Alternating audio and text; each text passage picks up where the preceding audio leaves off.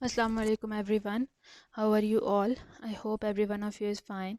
I am here with another lecture जो lecture number 2 है जिसमें हम लोग स्टडी कर रहे हैं about the concept in homeostasis. हम लोग लेक्चर चैप्टर नंबर 1 होम्योस्टेसिस के बारे में स्टडी कर रहे हैं। होम्योस्टेसिस क्या है? It is a characteristic for the living organisms, जिसके अंदर वो अपने इंटरनल इन्वायरमेंट को मेंटेन करते हैं as compare to the fluctuations in the external environment. अगर मेंटेनेंस ना हो इंटरनल इन्वायरमेंट की और इंटरनल इन्वायरमेंट भी एक्सटर्नल इन्वायरमेंट के जैसे चेंज होती रहे तो उस वजह से बॉडी को बहुत ज़्यादा नुकसान होंगे and it will be harmful for the survival of living organism. इसीलिए चाहे हम जिस तरह के भी ऑर्गेनिज्म को देखें, उसको ऑब्जर्व करें, तो हर तरह के ऑर्गेनिज्म ने अपने डिफरेंट लेवल्स ऑफ ऑर्गेनाइजेशन पे होम्योस्टेसिस को मेंटेन किया हुआ है, यानी कि एक ऐसे सिस्टम को डेवलप किया गया है जिसकी मदद से वो अपने इंटरनल इन्वायरमेंट को एक नैरो रेंज के अंदर चेंज होने देते हैं, उससे ज़्यादा नहीं उसको चेंज होने दे सकते as compare to the external fluctuations. अब मैंने आपको बताया था अपने प्रीवियस लेक्चर में कि जो मुख्तलिफ कंपोनेंट्स हैं हमारी बॉडी के अंदर, लिविंग ऑर्गेनिजम्स की बॉडी के अंदर, जो कि इन फ्लक्चुएशंस की वजह से हाईली अफेक्टेड हैं, वो डिफरेंट कौन कौन से हमारे पास कंपोनेंट्स हैं। Those are water, solutes and temperature.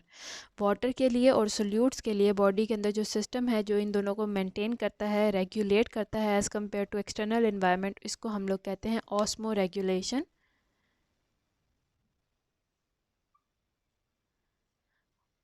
Similarly वो बॉडी का सिस्टम जो कि टेम्परेचर को मेंटेन करता है within some definite range as compare to external regulation, तो उस सिस्टम को हम लोग कहते हैं थर्मो रेगुलेशन।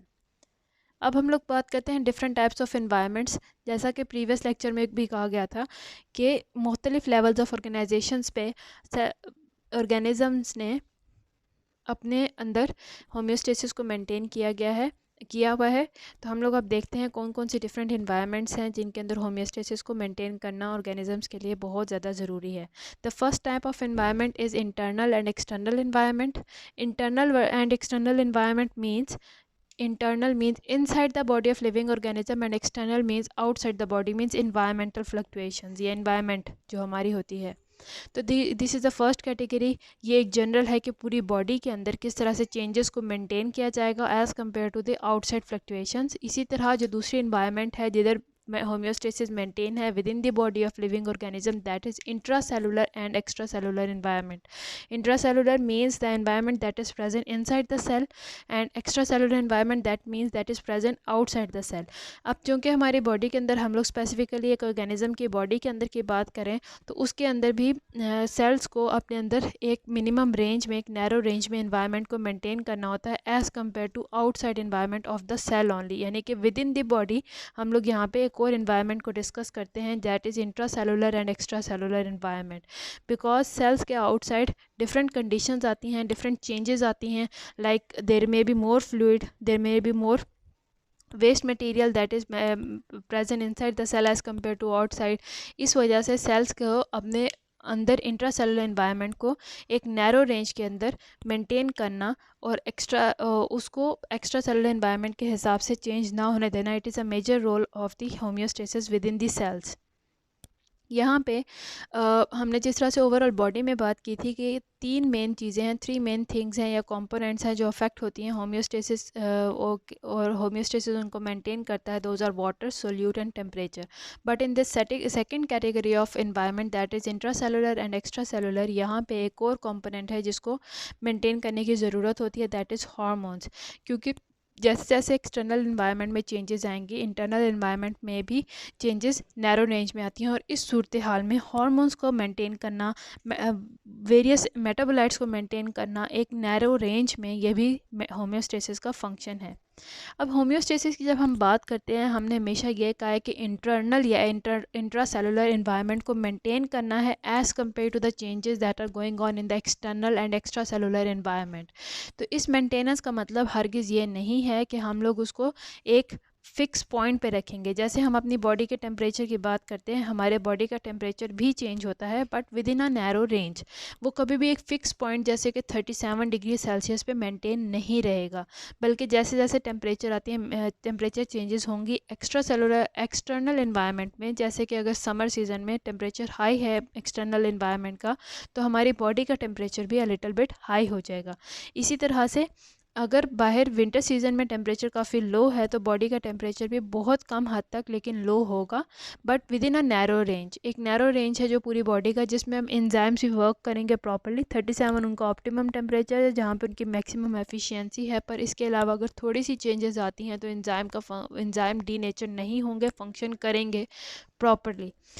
तो इसका मतलब ये हुआ कि होम्योस्टेसिस का हरगिज़ ये मतलब नहीं है कि इंटरनल इन्वायरमेंट या इंट्रा सेलुलर इन्वायरमेंट को एक फ़िक्स पॉइंट पे मेंटेन करना, बल्कि इसका मतलब है कि एक नैरो रेंज के अंदर, एक स्पेसिफिक रेंज के अंदर बॉडी के डिफरेंट कंपोनेंट्स को, बॉडी के इंटरनल इन्वायरमेंट या इंट्रा सेलुलर इन्वायरमेंट को मेंटेन करना है ताकि बॉडी नॉर्मली फंक्शन कर सके।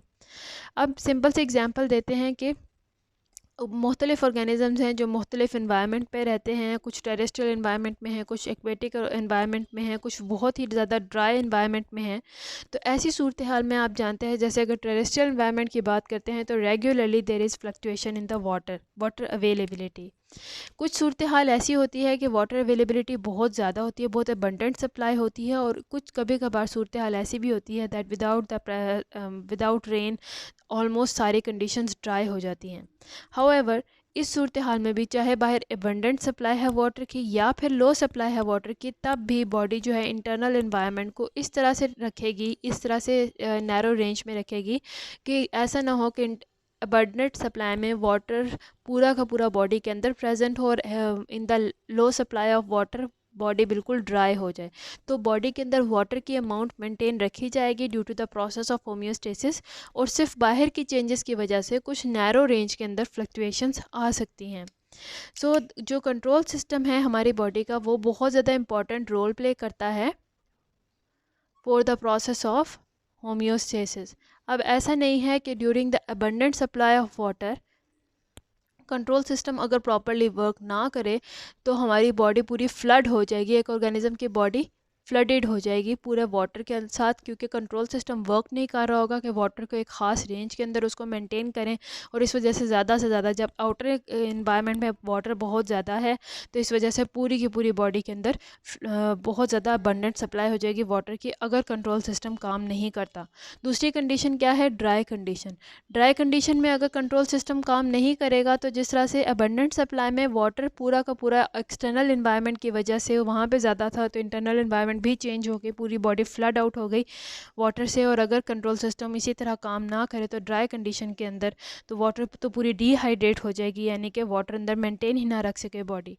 तो यही यहाँ पे फंक्शन है कंट्रोल सिस्टम का कि अगर एक्सटर्नल इन्वायरमेंट में चाहे अबंडेंट सप्लाई है वाटर की, चाहे ड्राई कंडीशन है या चाहे नॉर्मल रेंज है वाटर की, तब भी इन सारी सूरत हाल में इंटरनल फ्लक्चुएशंस जो हैं वो एक्सटर्नल फ्लक्चुएशंस के ऊपर डिपेंड ना करें।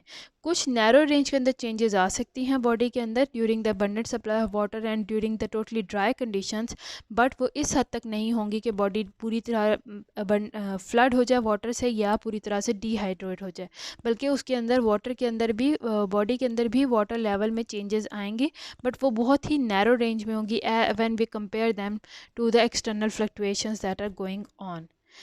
तो ये जो कंट्रोल सिस्टम है ये हर होम्योस्टेसिस के लिए, यानी कि हर डिफरेंट कंपोनेंट्स की मिकदार को मेंटेन करने के लिए डिफरेंट कंट्रोल सिस्टम्स हैं जो हमारी बॉडी के अंदर प्रेजेंट हैं। तो क्योंकि होम्योस्टेटिक रेगुलेशन का मतलब है कि मुख्तलिफ कंपोनेंट्स, 3 मेजर कंपोनेंट्स तो हमने डिस्कस कर लिए जिसमें वाटर है, सोल्यूट्स हैं और टेम्परेचर है। इसी तरह बहुत सारे और डिफरेंट कंपोनेंट्स हैं जो कि हमारी बॉडी के अंदर मेंटेन करना ज़रूरी है। तो डिफरेंट कंपोनेंट्स के लिए डिफरेंट कंट्रोल सिस्टम्स हैं जो कि हमारी बॉडी के अंदर प्रेजेंट हैं। और ये जो कंट्रोल सिस्टम है ये वैसे ही काम करते हैं जैसे एक फ़िज़िकल कंट्रोल सिस्टम होता है। तो यहाँ पे ये जो कंट्रोल सिस्टम है, अब इसके बारे में स्टडी करते हैं कि ये कंट्रोल सिस्टम किस तरह से काम करेगा और किस तरह से ये रिस्पॉन्स करता है, किस तरह से ये मेंटेन करेगा इंटरनल बॉडी स्ट्रक्चर को। तो अब हम लोग ये देख लेते हैं कि एक फ़िज़िकल कंट्रोल सिस्टम यानी हमारे पास एक मशीन है जो कंट्रोल सिस्टम के तौर पर काम कर रही है, वो किस तरह से वर्क करती है और ये हमारी बॉडी के अंदर का कंट्रोल सिस्टम किस तरह से उसके साथ रिलेट करता है।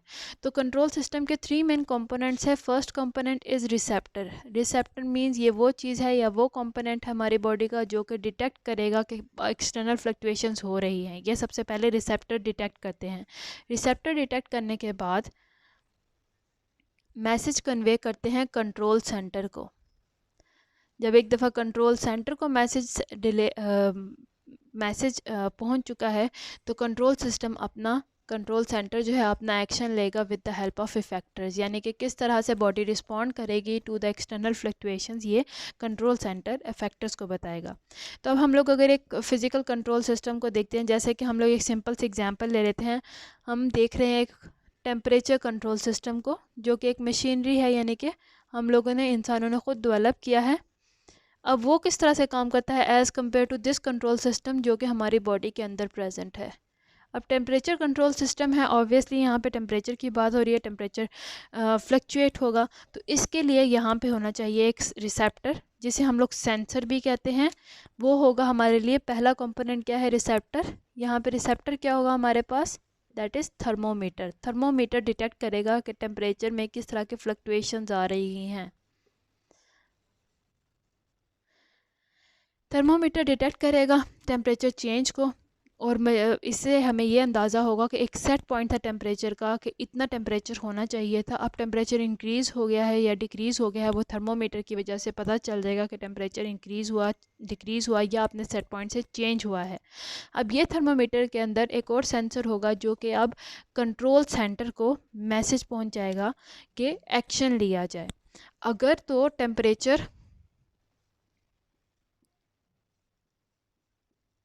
अब किस तरह से ये एक्शन लिया जा सकता है, अगर तो आउटसाइड टेम्परेचर डिक्रीज़ हो गया है, अगर टेम्परेचर कम हो गया है, थर्मोमीटर पे कम टेम्परेचर हो गया है as compare to the set point, तो it will turn on the heating system. Heating system on करने से क्या होगा कि पूरा जो सिस्टम है जहाँ पे टेम्परेचर कम हुआ है वहाँ पे हीट ऑन हो जाएगी। हीट ऑन करने की वजह से टेम्परेचर दोबारा इंक्रीज़ होकर अपने सेट पॉइंट पे आ जाएगा।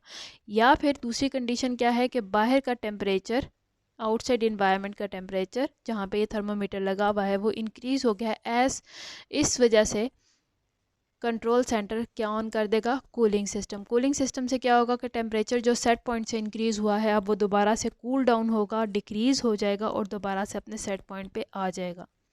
और ये हमें पता चलता है with the help of the effectors. जब टेम्परेचर डिक्रीज़ होगा इन द कूलिंग सिस्टम, जो इंक्रीज़ हुआ था अब दोबारा जाके सेट पॉइंट पे डिक्रीज़ होकर सेट पॉइंट पे चला जाएगा। या फिर जब टेम्परेचर ऑलरेडी डिक्रीज़ हुआ हुआ था अब वो हीटिंग सिस्टम ऑन होने से इंक्रीज़ होकर सेट पॉइंट तक पहुंच गया है, तो वहाँ पे होंगे इफेक्टर्स यहाँ पे, यानी वहाँ पे ऐसे डिटेक्टर्स होंगे जो दोबारा से डिटेक्ट करेंगे कि आया टेम्परेचर दोबारा से सेट पॉइंट पर पहुँचा है या नहीं पहुँचा। तो इसको हम लोग कहते हैं फीडबैक मैकेनिज़्म, कि ये फीडबैक देके कंट्रोल सिस्टम को, और जब कंट्रोल सेंटर तक ये बात पहुँचेगी कि टेम्परेचर दोबारा अपने सेट पॉइंट पर आ चुका है तो कंट्रोल सेंटर अपने सारे सिस्टम्स को ऑफ कर देगा, चाहे वो हीटिंग सिस्टम है और कूलिंग या फिर कूलिंग सिस्टम्स हैं। तो इस तरह से फीडबैक मैकेनिज़्म की मदद से पूरा सेट पॉइंट तक टेम्परेचर ला के कंट्रोल सेंटर अपना फंक्शन ऑफ कर देता है और दोबारा से सारा फंक्शन अब होता है रिसेप्टर्स का, जिन्हें हम सेंसर्स भी कहते हैं। सेम यही सिस्टम है हमारी बॉडी के अंदर, कि हमारी बॉडी के अंदर एक सेट पॉइंट होता है टेम्परेचर का, specially in the endothermic animals जो कि अपना टेम्परेचर मेंटेन करके रखते हैं।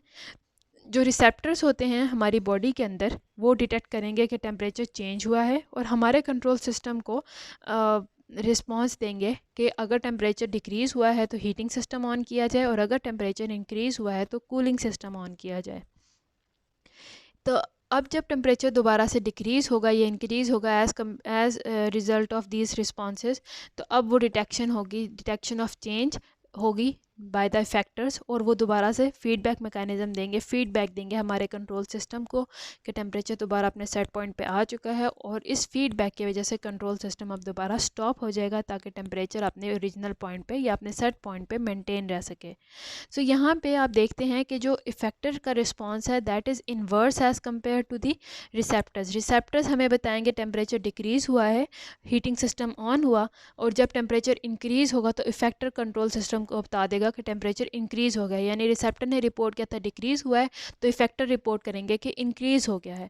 इसी तरह अगर रिसेप्टर ये रिपोर्ट करते हैं कि इंक्रीज़ हो गया टेम्परेचर बॉडी का, तो कूलिंग सिस्टम ऑन हो जाएगा, और फिर कूलिंग सिस्टम के बाद इफेक्टर बताएंगे कि दोबारा से टेम्परेचर डिक्रीज़ हो गया। तो यहाँ पे जो इफेक्टर्स का रिस्पॉन्स है वो इन्वर्स होगा as compare to the receptors जो कि सेंस कर रहे होते हैं। So this is how generally the जो कंट्रोल सिस्टम हैं ये वर्क करते हैं with the help of 3 main components, जिसमें रिसेप्टर्स हैं, कंट्रोल सिस्टम्स हैं और इफेक्टर्स हैं। तो उम्मीद है आपको आज के लेक्चर की भी समझ आई हो यहाँ तक। अगर कोई भी कन्फ्यूजन है तो you can discuss with me in the comment section. I am here to help you out and see you soon in my next video. Till then, अल्लाह हाफिज़।